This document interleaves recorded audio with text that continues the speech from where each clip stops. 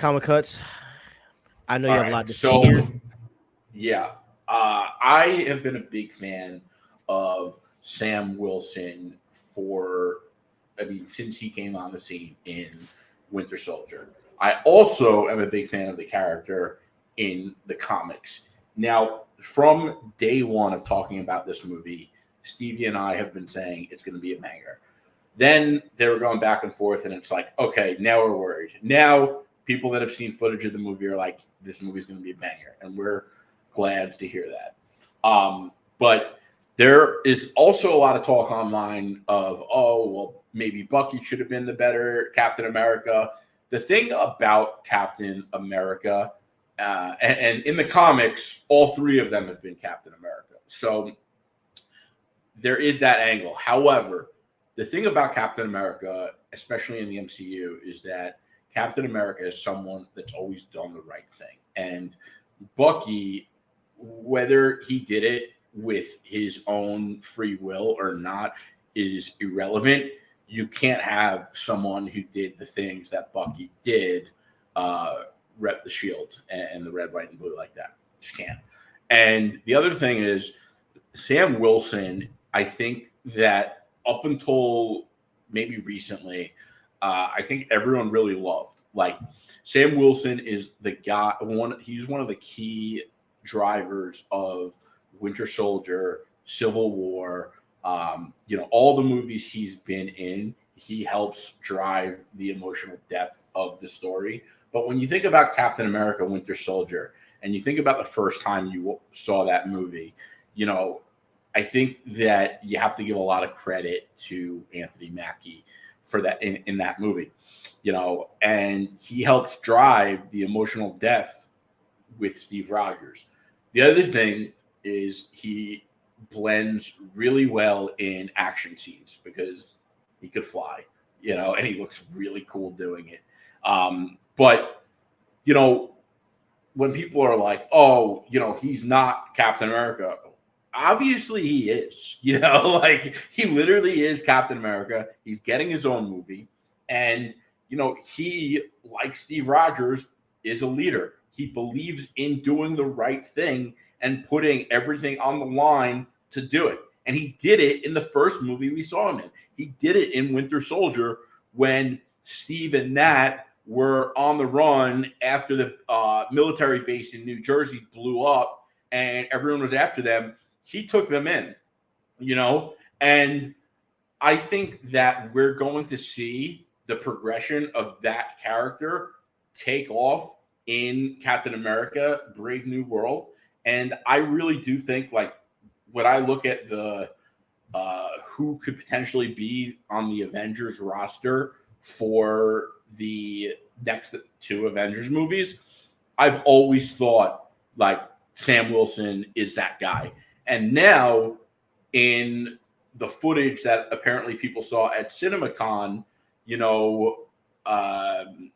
Ross says to Sam Wilson, I want you to help me rebuild the Avengers. So that means that Sam Wilson's Captain America is going to be the captain and leader of the new Avengers roster. And I think it's going to be an awesome movie. I think Sam Wilson is going to become a fan favorite, just like Spider-Man, just like Reed Richards will be. Pedro Pascal's another story, but whatever. I still think they're going to land it. I think it would have been better if it was Krasinski. Sue me. This movie needs to be a banger because it needs to establish Sam Wilson as A, Captain America, B, leader of the Avengers. And if the rest of moving forward after this movie, the rest of the MCU is going to be led by this new Avengers squad, this thing has to work.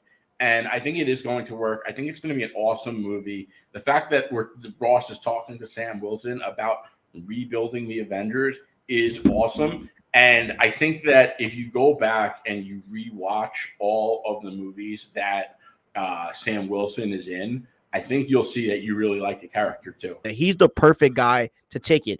But the reason why I think he's perfect to lead the Avengers is because there's going to be a respect piece on his end because he's been there from the start. You know, he was in Age of Ultron. Wait, was he in Age of Ultron? He was in Age of Ultron. He was in the end. He came in the end. He wasn't there the whole time. But like he's been there. He's been around. And he's so a veteran. He's a veteran. Yeah, exactly. And so yeah, man, I'm really excited to see people like Spider-Man them line up behind him and take on the role. And yeah, man, I mean and I know that this is going to be short-lived. You know, we don't expect him to be the Captain America when the reboot starts. Like we know that this kind of a through Secret Wars thing. But you know, don't know about that. Like, and that's the other thing. I don't. First of all, this reboot, like, I don't think it's going to be such a hard reboot. I think that they're going to, and the reason I don't is because there are still so many characters to use to, you know, why would they reboot it if they have a brand new Fantastic Four? They're going to have a brand new mutants and X-Men. They still have a lot of life left of Tom Holland's Spider-Man. They haven't used Miles Morales yet. We still haven't seen Doctor Doom.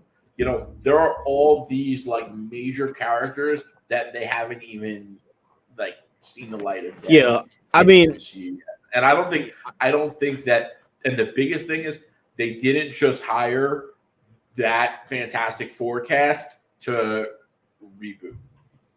Now, I do think that you're misreading it a little bit, bro, because when people say reboot, they're not saying you just chalk the whole thing. They just mean like and when I say reboot, I'm talking about the new world. Because I mean, we all know that the MCU that we know is probably going to be destroyed, and there's going to be a new world after Secret Wars where all the heroes are going to reside in. And that's where we expect to see, like, you know, the same Fantastic Four, the same Spider-Man, the same Falcon, but then there to maybe be there Captain might be America, a new Steve Rogers. Exactly. And so when when people say reboot, they're saying like a new world. Now, I think Downey and Chris Evans are coming back. That's my opinion. And so I kind of see it being that way for a while.